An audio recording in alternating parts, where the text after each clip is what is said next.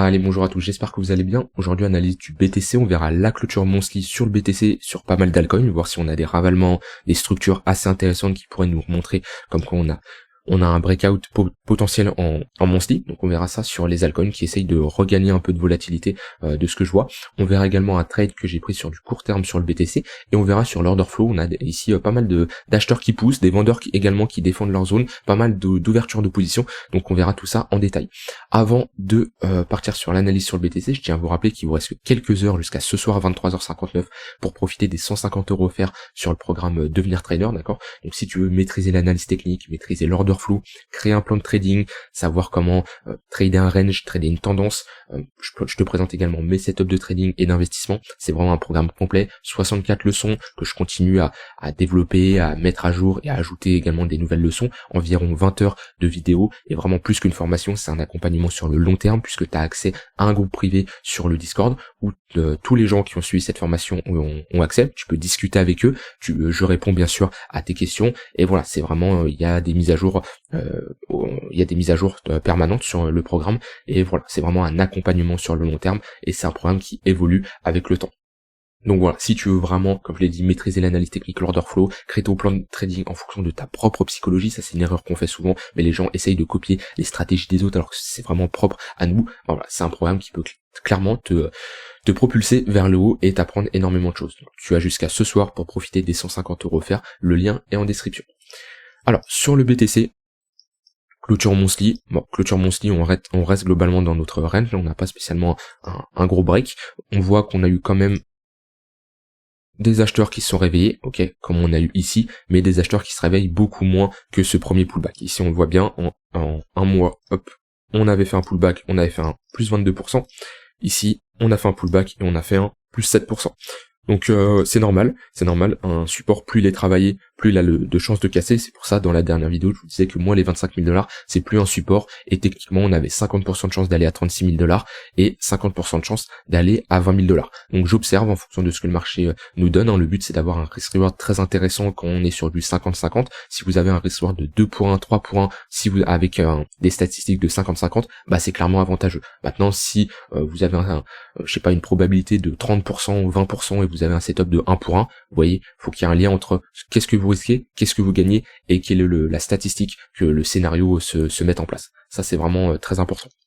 Donc voilà, clôture monthly assez encourageante, mais comme je l'ai dit, on n'est plus sur cette première impulsion où là, oui, c'était assez bullish. Ok, c'était un support qui n'avait pas été encore retesté. Maintenant, on le reteste une deuxième fois. Ça commence à faire beaucoup. En weekly, on peut s'attendre quand même à un retracement, à aller chercher les 29 000 $. C'est pas quelque chose qui me choquerait, dans le sens où depuis qu'on a fait ce ravalement, ici on a pris la liquidité, piégé énormément de vendeurs. Dites-vous, en bas de cette mèche, on a énormément de vendeurs qui sont piégés, et c'est pour ça qu'on a ces deux impulsions haussières, ces vendeurs qui sont piégés, quand ils clôturent leur position, c'est un rachat au marché, et c'est pour ça qu'on peut corriger comme ça. Donc depuis qu'on a fait ce ravalement, c'était assez encourageant, et voilà, on a quand même buté sur cette résistance qu'on verra après en daily, et là on a l'air de pousser en weekly. Moi, ce que je surveille, c'est vraiment si on commence à s'affranchir en daily de ce niveau-là, hop, voilà, si on commence à avoir une clôture, on peut rapidement accélérer au niveau des 29 000 $. Ça sera la prochaine résistance. Voilà, c'est une zone qu'il faudra clairement surveiller. On sera vers notre zone de rechargement, voilà, au niveau des 0,118. On aura comblé cette zone d'imbalance, ok. On sera sur une précédente zone de support qu'on a flip en résistance. Et voilà, si on y va, faudra surveiller comment le marché il y va. S'il y va et on voit qu'on a des acheteurs qui défendent leur lot et qu'on structure des W, qu'on maintient des creux et sommets de plus en plus haut, sans avoir de perte de momentum, ça nous indiquera qu'on aura toujours un flux qui sera haussier, des acheteurs qui seront présents, et voilà, techniquement, on aura des chances d'avoir une poursuite haussière et revenir chercher nos précédents sommets. Maintenant, si on va chercher cette zone et au contraire, on a une perte de momentum, on a des vendeurs qui se remontent et on structure des patterns bearish, hein, donc tout simplement des M, et bon, on pourra retracer et revenir chercher au moins cette précédente zone de résistance qu'on aura flip automatiquement en support. Donc voilà, faudra vraiment surveiller. Ici c'est le sommet, les 27 500, ou si on a une clôture au-dessus, on peut rapidement aller chercher les 29 000 $.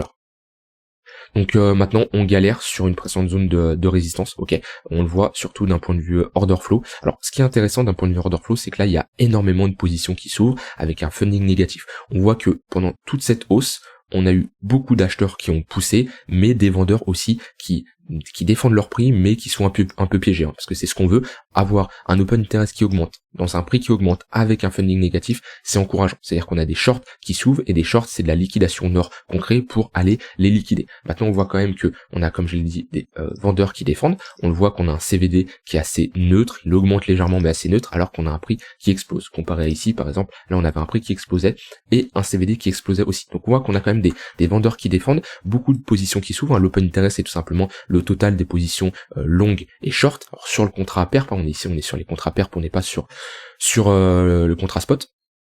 Et voilà, c'est assez encourageant d'avoir des acheteurs qui poussent sur cette zone de résistance, comparé à par exemple ce sommet-là, où là on voit sur l'open interest, on n'avait rien qui poussait, d'accord? On n'avait pas d'acheteurs qui poussaient, on n'avait rien, on avait on avait de la fermeture de position, on le voit sur l'open interest. Fermeture de position, ça peut être des stop loss, ça peut être des clôtures manuelles, ça peut être des take profits aussi, hein. C'est des longues ici, qui sont rentrées par exemple ici, hein, pendant cette hausse d'open interest et qui décident de prendre des profits ici, automatiquement, on a de la fermeture de position. Et c'est pas ce qu'on veut. Je vous rappelle que des longues qui clôturent leur position, c'est des ventes, et des ventes, c'est une pression baissière. Donc là, je m'attendrai sûrement à de la volatilité cette semaine, en tout cas dans les prochains jours, parce que comme je l'ai dit, il y a énormément de positions qui sont ouvertes sur une zone de résistance. Donc si on break, c'est très encourageant, on peut avoir clairement un short squeeze, dans le sens où on viendrait liquider déjà tous les shorts qui mettent leur stop loss au-dessus là, plus des zones de liquidité, plus des stops qui sont ici, ok, et tous ces shorts qui sont accumulés ici. Par contre, c'est là où, si on a beaucoup de positions comme ça qui s'ouvrent, des acheteurs qui poussent mais ils n'arrivent pas à faire un break, c'est-à-dire qu'on aura des vendeurs passifs, donc des ordres limites qui sont juste au-dessus, qui absorbent tous ces acheteurs, ok, et au bout d'un moment, ces acheteurs vont s'épuiser, ces acheteurs ensuite vont se transformer en vendeurs, hein, parce que pour sortir de l'opposition, ils doivent vendre, et si on n'arrive pas à break, ils sortiront en position, et on pourra clairement les liquider, et ça pourrait faire également un long squeeze. Donc là, avec cette ouverture de position, attention, on pourrait s'attendre à de la volatilité. Alors c'est de la volatilité qui va être proportionnelle à l'unité de temps, on est en 1 heure, ne vous attendez pas à un plus 20%, d'accord, c'est toujours proportionnel à l'unité de temps. Donc voilà, pour le BTC, mais pour le moment, ça pousse, on voit qu'on est dans une sorte de compression, pas mal de stops ici à venir récupérer, pas mal de stops ici à venir récupérer. Donc, voilà, on est dans cette sorte de compression, et il y a de grandes chances cette semaine d'avoir une résolution à la hausse ou à la baisse. En tout cas ici pour le moment on est sur résistance. Donc quand on faisait des pullbacks ici, hein, sur ces niveaux de support, voilà, ici structure en W, on revient chercher cette zone, les creux ils sont maintenus, ok, là il y a des opportunités de short, également qu'on revient chercher cette zone de résistance qui était maintenant une zone de support. Ah, c'est une zone qu'on avait pas mal travaillé, de toute façon ici elle est notée de mémoire. Voilà, hop, ici c'est noté. Quand on travaille autant une zone, c'est une zone de résistance, et qu'on la flippe ensuite en support, voilà, c'est une zone pour se positionner. Mais là c'est beaucoup trop tard, on est clairement sur une zone, sur une zone de résistance. C'est assez visible. Tac. Voilà pour le BTC. Alors un trade que j'ai pris, bon, je m'attendais pas qui dure autant de temps, ok. Je m'attendais pas à... Il est resté quoi, une journée et demie, ouais, un truc facile, 2 jours, non 2 jours, ouais. J'étais rentré, c'était vendredi, et ma position s'est clôturée aujourd'hui, donc 2 jours. Alors, quelles étaient mes conditions d'entrée? Déjà, on a comblé cette zone d'imbalance avec cette mèche là, ok, et on a eu une première réaction dans des moyennes mobiles, mon tunnel 15 minutes. On a eu une bonne réaction, et on est venu faire office de résistance ici plusieurs fois au niveau du point pivot. Donc on était dans une zone où on était sur support et on était sur résistance, et voilà, on rangeait entre ces deux niveaux.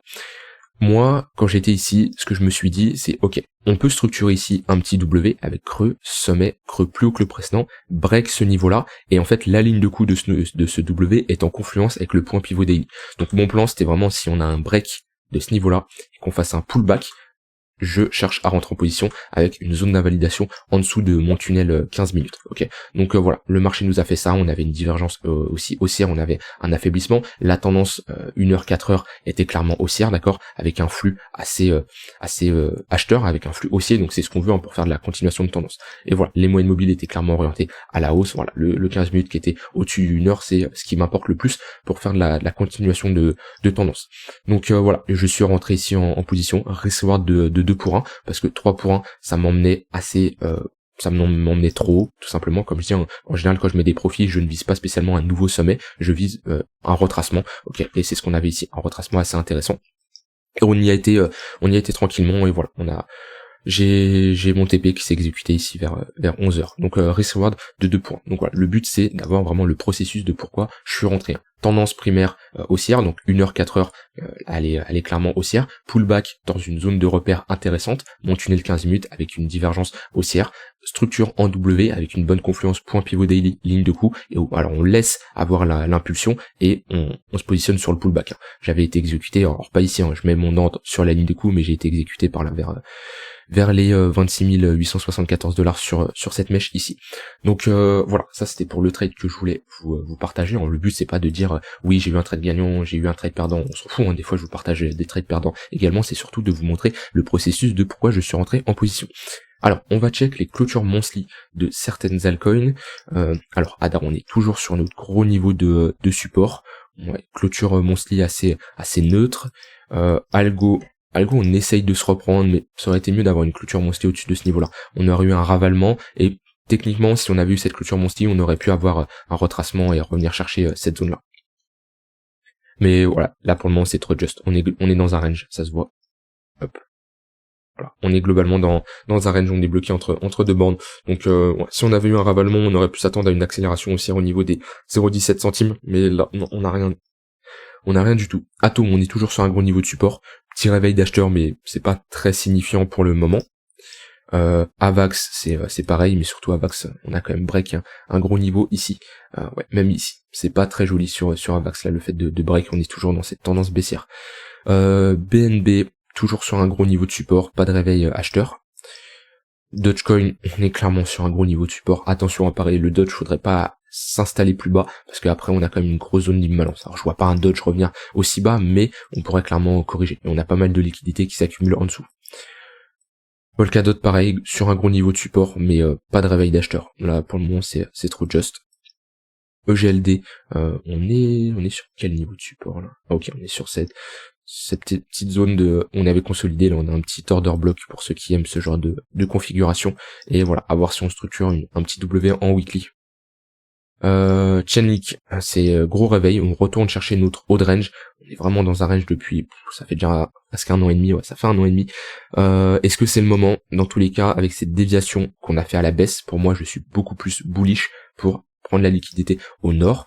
Surtout on a comblé cette zone d'imbalance, là on a maintenu ce lot, maintenant il faut break ce niveau-là, et on peut rapidement faire un short squeeze, liquider tous les stops qu'on a ici, et aller chercher les 12,6 $. C'est la prochaine zone de résistance à aller chercher pour Chainlink. Mais une clôture monthly très très encourageante en tout cas. LTC, on est sur un niveau de support, on consolide au niveau de notre précédente ligne de coup, donc on est clairement sur une très très bonne zone de localisation. Pour ceux qui cherchent potentiellement des longues, ici c'est une zone où je chercherai des longues. Ici c'est une zone où je cherche des shorts. Voilà. On regarde de toute façon l'historique, qu'est-ce qu'on constate? Ici, ligne de coup d'un précédent W, hop, qu'on voit ici, creux, sommet, creux plus haut que le précédent, d'un autre W, ok, on cherche des shorts. Par contre ici, ligne de coup d'une grosse structure en M, on cherche automatiquement des ventes. Vous voyez, juste avec l'action du prix, on détermine les zones d'intervention et on agit en conséquence. Matic assez neutre, on est au niveau de notre ligne de coup de notre précédent W, mais par contre, ouais, Matic, on se réveille pas mal avec cette clôture weekly qu'on va faire dans quelques heures. Ça serait bien de ravaler les 2-3 précédentes bougies. Donc clôture au-dessus de ce niveau-là, ça sera un premier signal encourageant, comme quoi on a des acheteurs qui se réveillent. Mais clôture monthly assez neutre, voire bearish. Solana, on a une bonne clôture en vrai, on a l'air de pousser. On est venu faire un pullback sur une précédente zone de support, ouais, parfaitement. C'était une zone de support 3 jours. Et voilà, de ce que je vois, on structure ici un W, on inverse notre dynamique haussière, et on peut revenir à minima dans notre zone de rechargement. Hop. Au niveau des 0,118, donc un Solana, au niveau des 26-27 $. TRX, on va voir lui qui monte doucement mais sûrement, grosse impulsion haussière, pour le moment je vois pas de signe de top pour Tron. Alors on va arriver sur des zones de résistance, et on est clairement déjà sur des zones de résistance, ok, vu qu'on est sur un haut de range ici, donc c'est pas une zone pour chercher des longues, plutôt des zones pour prendre des profits, mais il n'y a pas de signe de top de marché pour le moment. On a l'air de bien pousser, et on voit que les creux sont protégés. Voilà. Ceux qui aiment bien les trendlines, on est clairement haussier pour le moment, et cette trendline peut nous permettre de voir la puissance du momentum depuis qu'on a structuré ce W.